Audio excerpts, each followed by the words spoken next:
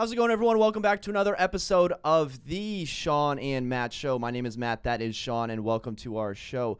Shawn, in today's episode, we're going to be talking about 6 mistakes when upsizing to a new house, a wet room, which I had no idea what it was. I think I've seen them before, just didn't know what they were, and 10 new construction gotchas that real estate agents need to watch out for, but I think consumers will also want to understand as well because, the new construction process is kind of fickle and it's difficult to understand. And I think the more the consumer and the more the agent knows about it, if the agent's a little bit newer or hasn't done new construction, is very helpful. Yeah. So let's start with avoiding these 6 mistakes when upsizing to a new home. This is from Realtor.com. And I'm just trying to think back to the buyers that I'm working with. Most of them are either renting and want to buy something similar and they just want the equity and the benefits of being a homeowner, or they're looking for more space. I've worked with some downsizers, but for the most part, people are looking for more space. Absolutely. And I just did this last year. I moved from, a smaller, it was a good sized home, but there's certain things that once you live in a house, you realize that you need or want, which for us, we could have lived in the same size house, which was, I think, about 3,200 square feet, but we moved up to a larger home, and it was closet space. It was storage space for us is what was lacking for. So how long were you thinking about, buying that bigger house? Because the first mistake, Shawn, is rushing to buy a bigger home. It was a long time, actually. And it wasn't, our motivation wasn't necessarily because we needed a bigger home. It was because we wanted to be back in Arlington, So it was twofold. It was twofold. You wanted to be back in Arlington, and you were situated in a circumstance where you can go a little bit bigger. Yeah, and here's the thing is what you need to be careful about is when you're going to another house, it's easy to fall in love with something that isn't quite big enough, right? So that was one thing that we were looking at is like, we're going from a good sized house and, we were just trying to find something around that size. But in certain areas, your price points are so constricted that, you think at, a certain price point that you're going to be able to buy a bigger house, but moving from one area to another, it wasn't so. We were actually buying a smaller house for that money. And I'm like, all right, we got to go up. So maybe think about changing your price points a little bit more than you thought, because a lot of times it's going to cost you a little bit more than you expect, especially when you're moving from, a less expensive area to a more expensive area. It's hard to grasp and get your head around, oh man, I got to spend X to get into something big, because you don't want to have to sell that thing in 2 years and then go buy another one because you didn't buy big enough. Well, that's probably the worst case scenario, is thinking that you can move into this space and it'll be suitable, and then it's you and your partner and your dog, and then you're just busting at the seams and you need to buy something else a couple years later. Yeah, and honestly, I bought a little bit higher than in value than I was expecting, but in the long run, I was a little scared. I'm like, man, okay, this is the payment, but in the long run and in the end, I bought more house so I could grow into it and our family could grow into it, and I don't have to sell, and I don't plan on selling. So, well, that is mistake number 2, which is miscalculating your space needs. And the article goes on to say, this is from Realtor.com. I'll list and link that if you're watching on YouTube. The article goes on to say, assess your current situation, figure out what you're missing or what you can improve on, and go from there. Because, I'm trying to think of what's worse, having a house that's way too big or one that's way too small. I think the obvious answer is having a house that's way too big.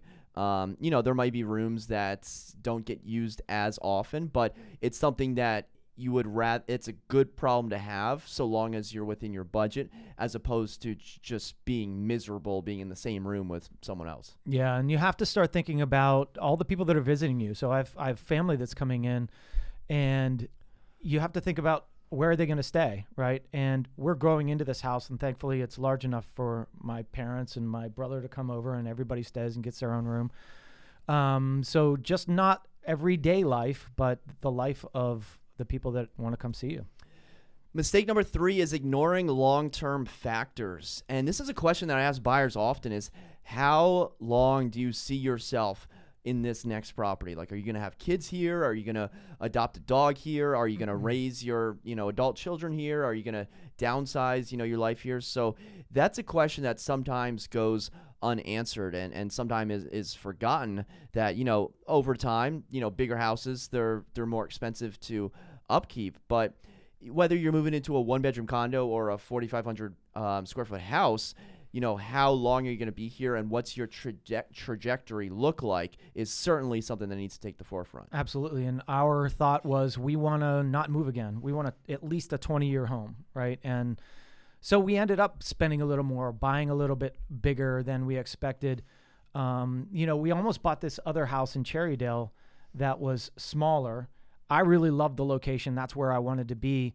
And so it was between this one in Cherrydale or spending a little bit more, 150 grand more or something like that to get a bigger house. Not quite in the neighborhood I wanted, but we ended up going for that bigger house. And honestly, I'm so glad that we did, because we would have grown out of that other house. So be careful. You're going to find yourself in neighborhoods and say, oh, I want this neighborhood. But man, that neighborhood is very expensive. Everybody wants that neighborhood, and the houses are smaller. So maybe you have to just go over a little bit more to this other neighborhood, which is right around the corner, not quite as pricey, and you can get way more house. So open your minds a little bit to that. Still a pretty good neighborhood. I drove it's an by awesome your street the other day. I almost pulled in and stopped. Yeah, I'm not downplaying my neighborhood. It's amazing. Yeah. Mistake number 4, disregarding financing. And I think what the biggest portion of this specific remark is that the bigger houses, they have more property taxes and larger homeowners insurance. So long as you're an educated adult and you've done your research and you understand your debt to income ratio and what your monthly, nut is going to look like, you can certainly calculate in the property taxes for that property. Listen, this is one thing that you want to be aware of, especially when you're buying a home that has been renovated. Okay, so I personally bought from a builder, and there's a tax assessed value in the property records, right? Then when you go to closing, they're using that last assessed value to calculate your taxes. But I bought for way more because there were all these renovations done, and that property value spiked, and it went up a lot more. And so my property taxes went up, and then the county reassessed again. So in literally 2 months, 3 months after I bought it, my taxes alone went up over $300 a month. Did they walk through your house, the assessor? They did not. Okay. No. I don't know how they came up with it, but they're going to see the purchase price, right? So the assessed value compared to the purchase price, and they're going to change it. And, I thought the first assessment was like, all right, that's probably where it should be. And then they went up again. And I was like, all right, well, now it's way more than I actually bought it for, my assessed value. But we have seen how these prices have gone up over the last couple of months. So Arlington County tax rate stays the same. Assessments values always go up. Yeah. Mistake number 5 is neglecting your current house. So if you're upsizing, you probably have a house to sell potentially, and maybe that next house depends on the sale of your current house. And if you don't take care of your house, if you don't maintain your house, the article goes on to say that, well, with the home inspection, with other items that could come up trying to sell it, you may have these unforeseen costs that come up right before you look to sell. Yeah, absolutely. One quick thing. I always say, if I actually past clients just sold their places, they needed some work. And so I was like, listen, you need to put probably $15,000, $20,000 into this to really maximize your value. They listened, they did it. We got more. So we were able to take that chunk and then put it down on their next house. So they put 15, 20 in. They yielded 40 more, 20 more. So now they're able to put more down, giving themselves a better buy on the other side. Excellent. Mistake number 6, spending too much on items for the new home. So if you're buying a new house, depending on how big it is, it may take you a couple months to get the furniture. We saw with everything that's gone on that furniture delays were, 6 months, a year. But assuming no delays, this isn't something where you just go out and buy every single piece of furniture immediately. It may take 6 months or even a year to get everything the way you like. Certainly, not one swipe of the credit card right after you've closed on the house. Yeah, we bought one or two rooms at once, and you spend a ton of money. And we just went to one store, and I said, I want to do it right this time.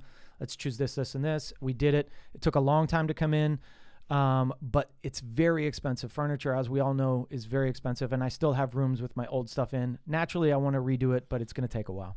The article says once things start breaking, that's when you should replace them and, buy new things. Yeah. So. Cool. So let's move on to the second article, which also comes to us from Realtor.com, entitled, "What is a Wet Room? The Pros, Cons, and Costs of This Trendy Bathroom Explained." So essentially, a wet room is a completely waterproofed enclosure that encompasses the shower and oftentimes the tub. The space has been tanked, which means that the floors, walls, and even the ceiling keep moisture out. Plus, it uses a curbless shower entry that's level with the whole floor. So essentially, just think of the bathroom, and instead of like a step or a ledge or anything like that, you just open the door and now you're in the shower bath area. And we're starting to see this at least some people are starting to see it. I haven't seen it too often either in this area or in this price range. It's certainly a luxury feature, and what the article is saying is that people are renovating their bathrooms to fit this trend and to essentially create wet rooms out of their large bathroom. Now, I'm thinking the biggest thing for me is the space. First of all, you got to have the space. But think about like the 1990s bathrooms that you walk in and there's just like a huge tub right in the middle of the bathroom, and there's maybe like a vanity on either side. How annoying is that jacuzzi tub right in the middle? You can take jacuzzi baths, that's fine, but I'm talking more about the placement and the efficiency of some of these primary bathrooms where, if you section off part of the bathroom just to be this spa-like wet room, that might be a pretty cool feature. Shawn, are you on board with the wet room, or are you a little hesitant? You know what? All right, so let me give you an example. I have a standalone tub that sits in the master bedroom, and then I have a very large shower. It sits in the master bath, sorry, and a big shower. And the funny thing is, my daughter, I bathe my daughter in our tub, right? And so it's got this like faucet that has the sprayer. And I'll tell you what, when you have a standalone tub with like this thing that the faucet kind of leaks over, it eventually splatters out and splatters everywhere. Gets everywhere. It gets everywhere. And not only that, if you forget to turn the knob from the sprayer to the other thing, it's spraying right across the room all over the walls. So yeah, I can see how this is really useful, especially when you have kids in, this type of situation that inevitably they're probably going to be tubbing in your bathroom. And you know what? You can get away with spraying everything because let's face it, those kids want to play in the tub. They're going to spray things, So yeah, I would see that. I can see that trend. Honestly, I see it more of a luxury thing, but in the end, it can be for kids as well. The first thing the article says is it's great when your kids want to play stormy seas. See that? Sounds like you're playing some stormy seas. We definitely play stormy seas and rainy nights.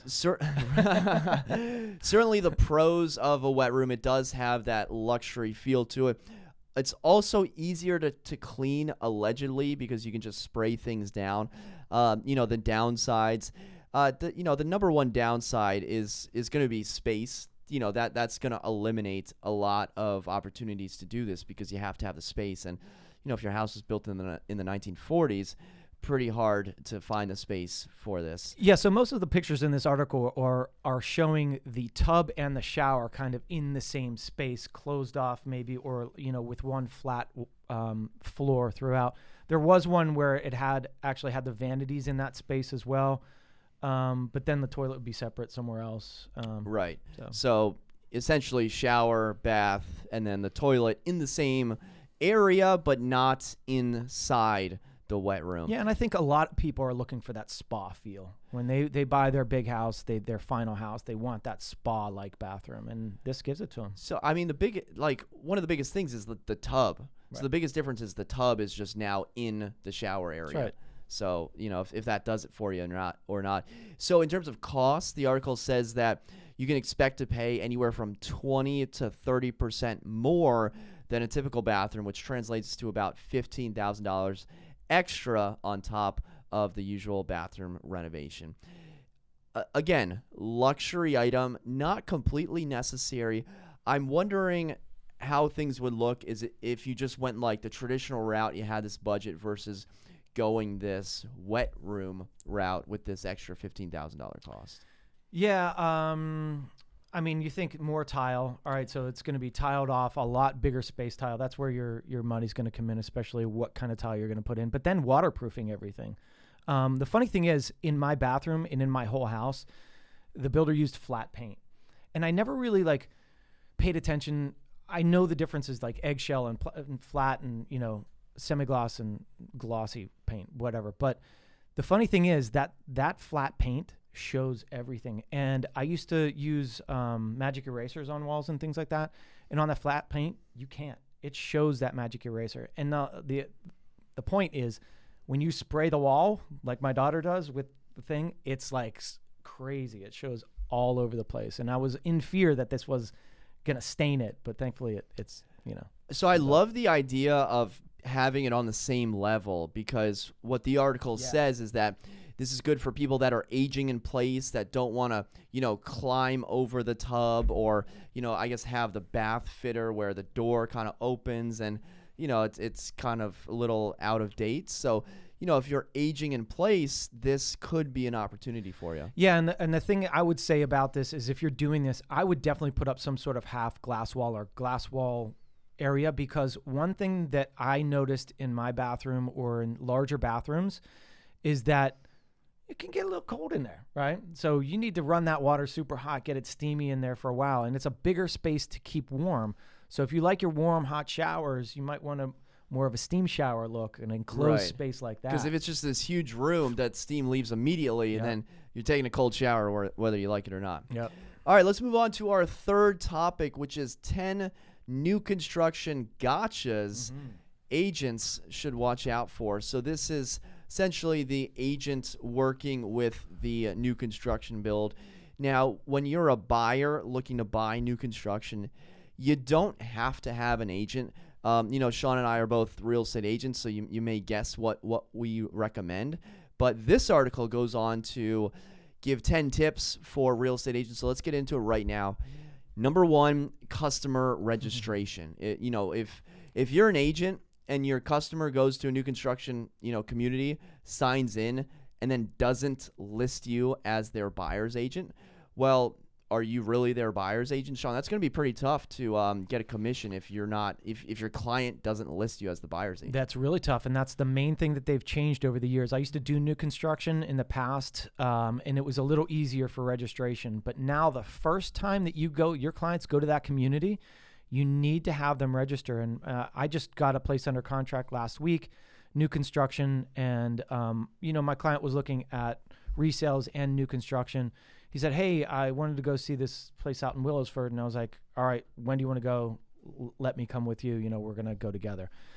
So we definitely you want to be there on that first visit so that you can follow them through the whole way, because new construction is way different. And we'll go into the other topics so I don't cover other things. But yeah, go ahead. Number two is commission. Yeah. So, builders need real estate agents.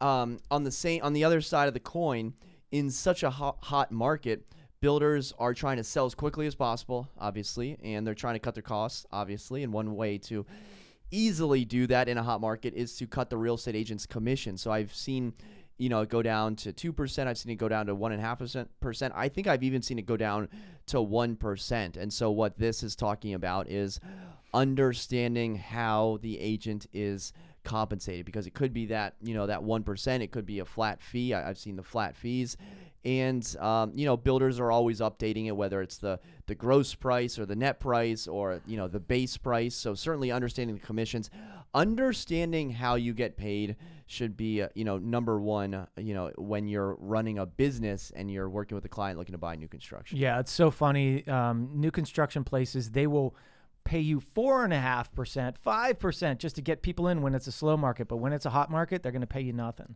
So you have to be careful. And I was worried that they weren't going to pay a commission at all, because I'm helping this client for 6-7 months to get through this process. They are paying a commission, but I'll tell you, it's on the very, very low side, because the market is so extremely hot. They can sell these things and churn them there's so many, like this particular one that we were going up, there were 4 lots left. Usually when you go to a new construction place, you get to pick your lot, put your house on it. It's very simple. When it's times like this, there were 4 lots left. There were 12 contracts on those lots, and they chose the best ones to fit on those lots. So, 8 people lost out. So when they're in that situation and they have people just flocking to the place, you can see why they're not really realtor happy. And I get it, but if you would just stay consistent and pay your people, then I think it would be better, because they go from one end to the next. So be careful on that, and just know that some of these places are paying very little in comparison to a resale market. And what are you going to do if you don't have that buyer agreement signed? You got to take what you can take. Excellent. Number 3 is the fine print. Given today's climate of uncertain construction costs, definitely need to read the fine print, Shawn. There could be some hidden language in the contract stating that the price is not guaranteed, or the price could go up depending on the cost of materials. Have you had any new construction contracts where the price has actually gone up after signing? I haven't. No, that's a really good scenario. Well, what I'll point out now is the actual price went up in the week that we looked at it. They start bumping these prices up, and the home sites start increasing like crazy. The values went from like, oh, here's the home site cost of $40,000. Now it's $120,000. So that's where they're getting you on the costs, is on the upfront. But then you've got to go design. And when you go to those design costs, that could go up. So you go under contract, and then the next 3 weeks, you're going to go to the design center and you're going to choose all your stuff. So if those costs, like we're seeing right now, are starting to go up for the builder, they're going to pass that along to you. So what you thought was going to cost you $30,000 in upgrades is now going to cost you $40 or $50. So in a new construction thing, know that first off, the price they're showing you is the base price. You want to add a sunroom, you're going to add $40,000. You want to add nice tile, you're going to add. So all these costs are going to go up. Expect after you go under contract to spend $30,000, $40,000 in upgrades just to get it to the way you want it. Well said. Number 4, closing costs. Most builders have pulled back on incentives offered to buyers. Yeah. No, go ahead. Go ahead. Let's see. So make sure to clarify what closing costs are going to be the buyer's responsibility, Shawn. Whether it's using the certain lender, using the certain title company, or offering money back. Maybe we're seeing using the title company, you get a little kickback for the closing costs for the buyer, but haven't seen many closing costs being offered paid for, or prepaids offered by the builder. Yeah. I've just seen it with this one where they were offering, if you use their lender, they're going to give you $10,000, which is a sizable amount of money. But when you're talking about a $1.3 million house, $1.4 million, there's a lot of leeway in there, right? Not only that, the builder owns the lender. And so they're baking in these costs in somewhere. I mean, they're not just giving you $10,000. Yeah, what's the catch? Yeah, exactly. I don't know. But usually what I tell them is, listen, do an application with our lender that we like and we love, and let's compare and see where they're actually baking in this cost, because you could be paying points and you could be paying other costs. One thing about this increasing the costs that go into this, closing costs. One thing that this builder said in their contract is that they do not pay the taxes, the certain taxes in the that are usually the seller's responsibility, right? So in our area, it's like the grantor's tax, right? Mm-hmm.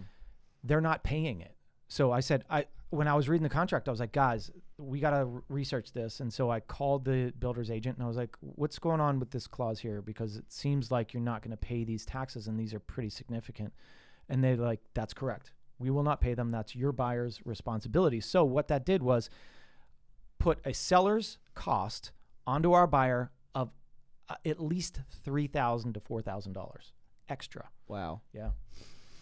Number 5, price increases and bidding wars. I think you just went through this over at Willowsford. It was nuts. I did. And it's crazy. I've never seen this in the new construction world. Well, I guess in 2004 or 5 we did, but it's been a long time. And I was just shocked to see that it was going on in the new homes arena as well. And what they started doing was, this is how they get you, right? So, you think normally when you go into a big sprawling place, they've got, 100 home sites available. What they're going to do is they're going to release one a week.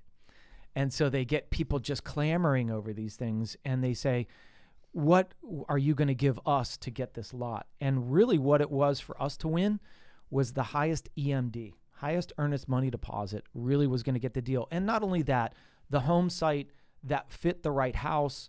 And, I asked the questions like, will my buyers be at a disadvantage first if I, as an agent, am representing them because they have to pay a commission? And they said no. And I said, all right, good. Secondly was, does it matter how much they're going to put into this home, what the upgrades they're going to do? Does that matter at this point? Should we be planning to put a sunroom and add all these things to get this deal? And he said no as well. What they're looking for was the right house and the right elevation for that house on the right lot. And so it just so happened that we chose the right house, the right lot. We got the best lot, the best house, but we also put a humongous earnest money deposit. I'm talking 6 digits, couple up there, Wow. in earnest money. And that money's just sitting there, not in a brokerage That account, money is not in sitting in like their a account. investment account. It's just sitting in the It's builder's account. Builder's escrow account, yep. And it's sitting there. And, man, if you default on that, you've got a big chunk of change. Yeah. And you're not earning interest on that, Yes. So gotcha number 6, floor plan swaps. So when it comes time to finally write the contract, assuming the buyers have not been priced out, be prepared for the possibility of being told that to build the floor plan the buyers want, they will need to choose a different elevation, which you just talked about, than the one that they originally looked at, because the identical floor plan, because it will need to look different than the identical floor plans that are nearby. Right. So, you might have to do this if the lot is sloping in the back, right? And you want to, or it's level in the back, but you want to walk out basement or something like that. You have to have the right elevation on the lot. And the changing elevations or changing the style of the front of that home is pretty significant. It could be $20,000 jump to go from one elevation to the next. So, yep, beware. Number 7, inspection and walk-through fallout. This is the blue tape specialty. Oh, man. Just put blue tape everywhere. They're saying there's a fallout on it. This is your best time to get what you want. I mean, when you're the first thing is you can do inspections. You can do a pre-drywall inspection so that they get all the stuff right. Keep in mind, these builders are going by code. They have county inspectors that are coming in there as well. But this is probably your best time for your builder to go, or for your inspector to go in and make sure that everything is right. Make sure that, why not? And then after the drywall's up, you go and do another inspection. And then the third thing you're going to do is a walkthrough, and you're going to blue tape that thing like crazy. This is your chance. When you're buying a new construction, this is your chance to get all of those little defects out of the drywall, all those little paint spots, because they're going to do it. So be heavy on the blue tape. Yeah, it recommends addressing what will be corrected and then what falls outside the scope of, the final walkthrough corrections. Yeah, and keep in mind also, I don't know if we're going to get into this, but you're also going to have a 6-month walk usually, or, maybe longer than that. And this is to go over all of the things like nail pops and things like that. So the builder will come back in. Be nice to the builder and just say, all right, we're going to collect all of these things over the next 6 months. We're going to create a list, and then we want you to come in once and do this list. That's the easiest way to do it. That pretty much summarizes number 8, which is warranties. Find out what warranties the builder is offering. So most builders, they allow you to come back in 6 months and go through, certain things, but, definitely understand the dynamics of what would be covered with those warranties. Absolutely. And usually there's a 10-year warranty on the foundation and things like that. So you're covered in that regard as well. Definitely. Number 9, deposits and cancellations. Coach your buyers to prepare for and expect delays.